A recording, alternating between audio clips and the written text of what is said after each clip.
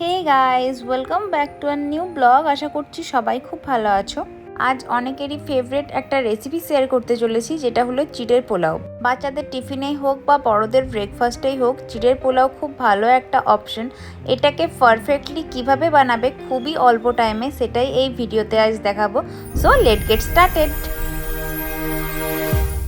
হাতে একদম সামান্য জিনিস দিয়েই আজকে চিড়ের পোলাওয়ের রেসিপিটা শেয়ার করছি। দেখো, আজ খুব বেশি একটা ভেজিটেবল আমার কাছে নেই, জাস্ট লঙ্কা, পেঁয়াজ আর আলু দিয়েই কাজ চালিয়ে নেব। ওগুলোকে ফার্স্টেই খুব ভালোভাবে কুচিয়ে নিতে হবে। আমি এখানে দুটো পেঁয়াজ, একটা আলু আর সামান্য কিছু লঙ্কা ইউজ করেছি। এছাড়াও তোমরা এর মধ্যে গাজর, বিন, মটরশুঁটি, ক্যাপসিকাম এসব কিছু ইউজ করতে পারো। অনেকেই ব্রেকফাস্টে খুব হেভি কিছু খেতে চায় না, তারা আরামসে এটা বানিয়ে খেতে পারে। এটা খেতে যেমন টেস্টি হয়, সেরকম হয়েও যায় খুবই অল্প টাইমে। তো বানানোর খুব একটা বেশি কিছুই হ্যাপা নেই। কাটাকুটি আমার আগে থেকেই হয়ে গেছে, সেই জন্যই কড়াইয়ে সামান্য সাদা তেল গরম করে পিনাটগুলোকে ভেজে তুলে নেব। তোমরা এর মধ্যে কিন্তু কাজু কিশমিশ আরামসে অ্যাড করতে পারো।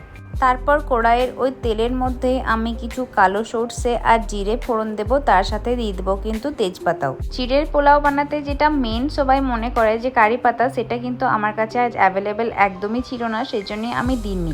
বাট কারি পাতা ইউজ করলে জাস্ট একটা ফ্লেভার আসে, এমনিতে টেস্টের কোনো রকম হেরফের হয় না। তোমরা দেখতেই পেলে ফোড়নের পর আমি পেঁয়াজ, আলু, লঙ্কাটাকে এক এক করে দিয়ে ওগুলো সামান্য নেড়ে চেড়ে দিয়ে দিলাম পরিমাণ মতো নুন।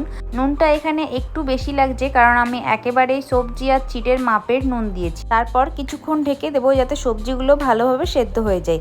এবার আসছি আসল জিনিস, মানে চিড়ে ধোয়ার পালাই।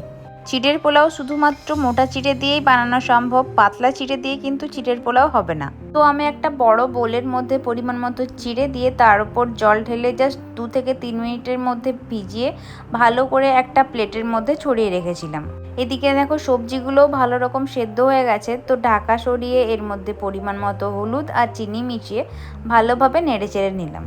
এবার এই সবজিগুলোর ওপর ভেজানো চিড়ে আর পিনাটগুলো দিয়ে জাস্ট নেড়ে চেড়ে নেব। এই প্রসেসটা করতে মিনিট 2 মতো লাগবে, ততক্ষণ পর্যন্ত নাড়তে হবে যতক্ষণ না পর্যন্ত সবজিগুলো চিড়ের সাথে ভালোভাবে মিক্স হয়ে যায়। আর এটা হলো চিড়ের পোলাওয়ের ফাইনাল আউটলুক। দেখো কতটা ডেলিশিয়াস লাগছে দেখতে। এবার আসি রিভিউয়ের পালায়। তো এটা বানিয়েই আমি ফার্স্টে ভাইয়ের কাছে নিয়ে গেছিলাম যাতে রিভিউটা দেয়। ও কীরকম রিভিউ দিয়েছে সেটা তো তোমরা দেখতেই পাবে।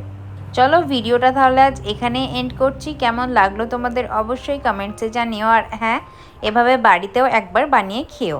এখনও যারা চ্যানেলটিকে সাবস্ক্রাইব করনি, প্লিজ ডু। দেখা হচ্ছে খুব তাড়াতাড়ি অন্য কোনো ভিডিও নিয়ে। ততক্ষণ পর্যন্ত টাটা।